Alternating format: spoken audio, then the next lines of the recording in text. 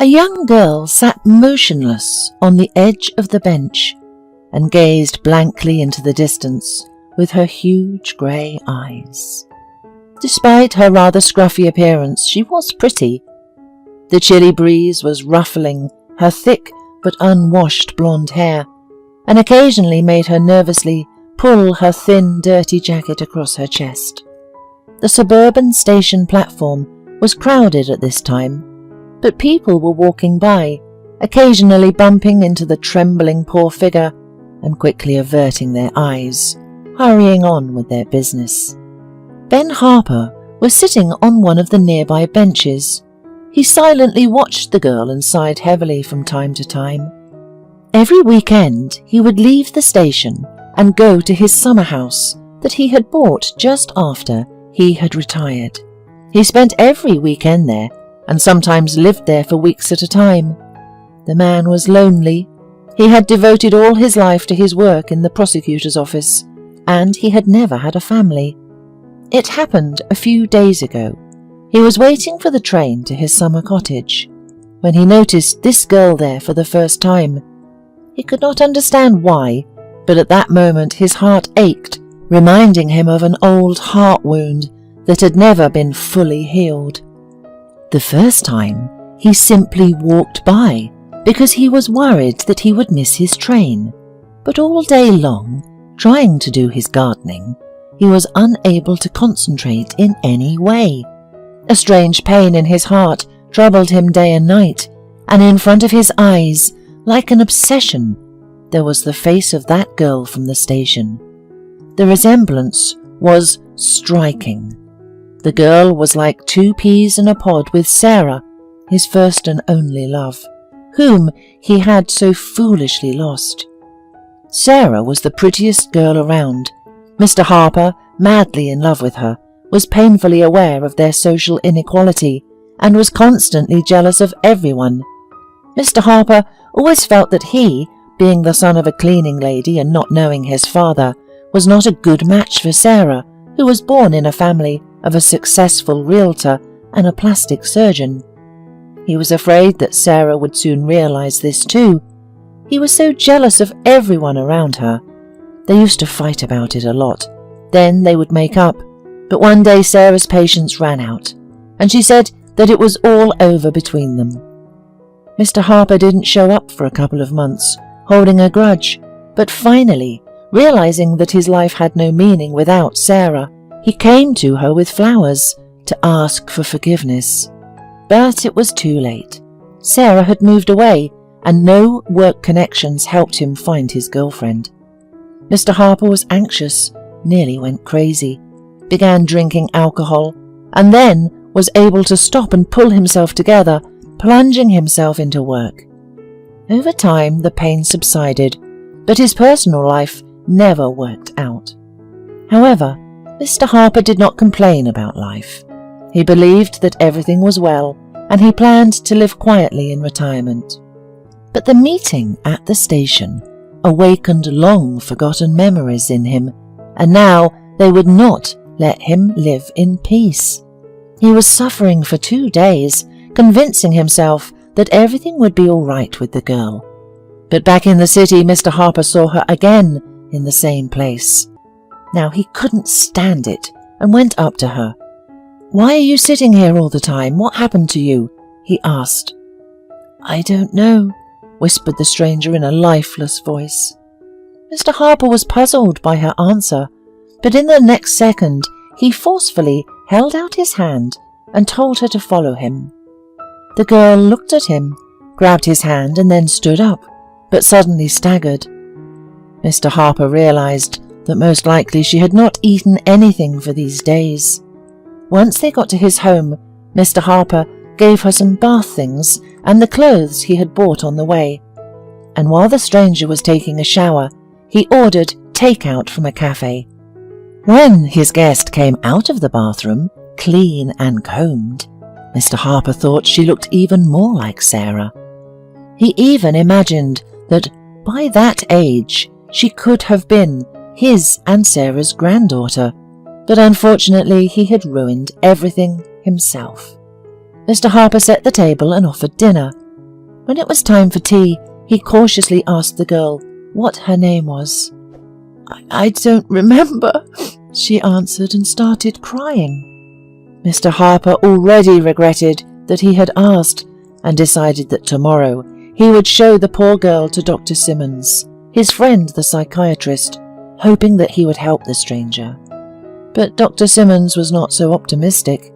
Without knowing the causes of amnesia, it was difficult to make any predictions. After the examination, he said that, judging by the tests, the girl had been given some kind of substance, and the portion was so high that it had provoked the loss of memory. Her health is apparently strong because she had survived, and her mental health had not been affected, Dr. Simmons summed up. Her memory should return to her on its own, but I can't tell you the time frame. The main thing for her now is a quiet life. After listening to the verdict, Mr. Harper decided to take his ward to his country house. Life in nature helped the girl regain her vitality, and a smile began to appear on her face. It turned out that she was a good cook and loved gardening, but her memory was never recovered. One day the girl was enthusiastically pruning a hedge, and Mr. Harper was watering roses nearby, thinking aloud, "Bushes are good, honey, but I love flowers, especially roses. They're the reason I bought this house. When I came to see it, I thought it was heaven on earth. The roses bloomed so beautifully," laughed Mr. Harper, but suddenly lost his voice when he saw how his ward fell to the ground with a cry. Mr. Harper brought ammonia from home and revived the girl. "I have remembered everything. My name is Alice, and I have been robbed," she whispered and burst into tears. "And I don't have a home anymore, and I don't have a job either," she added, sobbing. After calming down a little, Alice said that she had never known her father, and that her mother had died under the wheels of a car when she was only 5 years old. She was placed in an orphanage, and when she grew up, she returned to her mother's apartment, learned a pastry cooking profession, and got a job. She was dreaming of saving up for a country house, but she knew it would take years. And suddenly a businessman decided to construct a shopping mall on the site of her block, so he bought out all the apartments for good money. Alice began to look through advertisements for houses for sale. She immediately came across a lovely place with a big rose garden.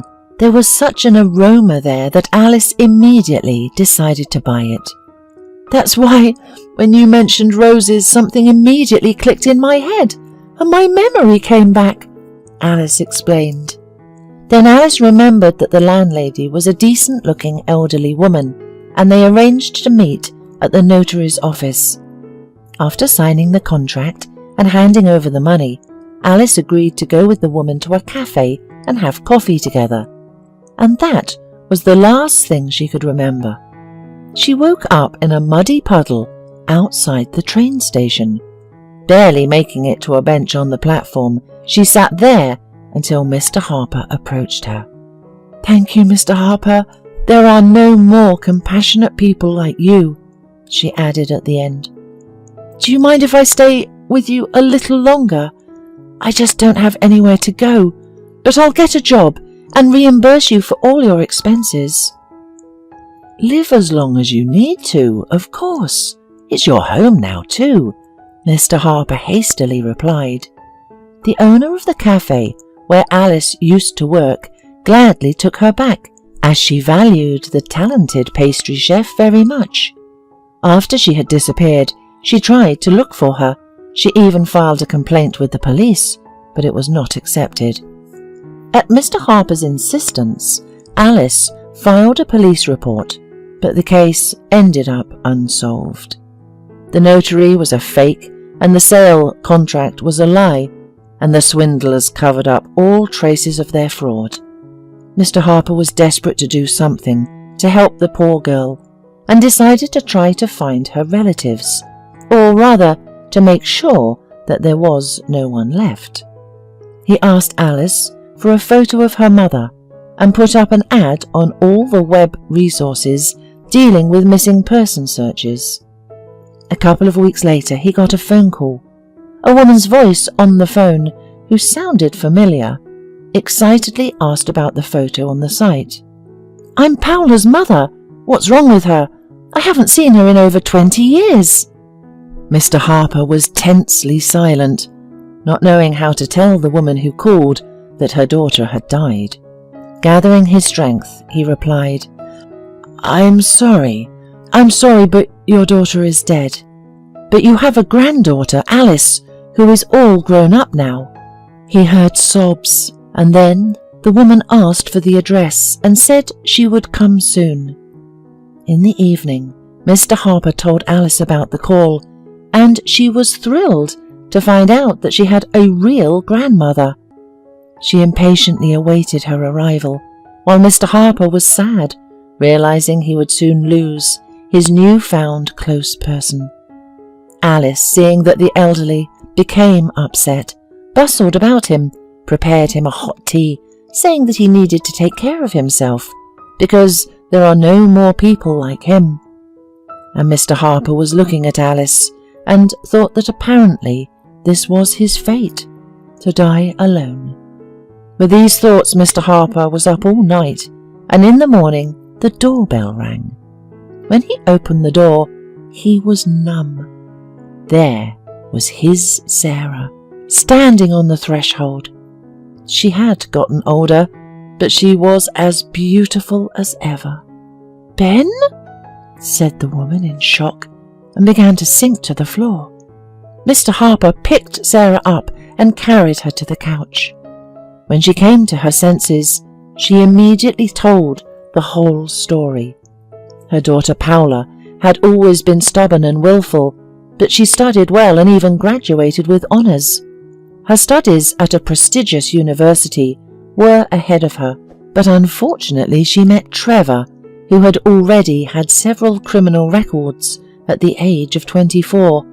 Sarah, of course, was against their relationship, but she put too much pressure on her daughter and she ran away from home. Sarah used all the connections, but they could not find her. The elderly woman became silent, tears welling up in her eyes. "I'm sorry," was all Mr. Harper could say, "but you still have a beautiful granddaughter." "Mr. Harper, you have her too now," Sarah said with a sigh. Mr. Harper's heart raced and he looked at Sarah with incomprehensible eyes. "Yes, Mr. Harper, Alice is your granddaughter too, and Paula was our daughter. I didn't know I was pregnant when I had left then." When Alice returned from work and saw the grey-haired woman looking lovingly into her eyes, she immediately understood everything, and barely restraining her sobs, threw herself into her arms. Soon Mr. Harper and Sarah were married and joined their lives together, albeit late. Alice was happy because she found the family she had been deprived of for so many years.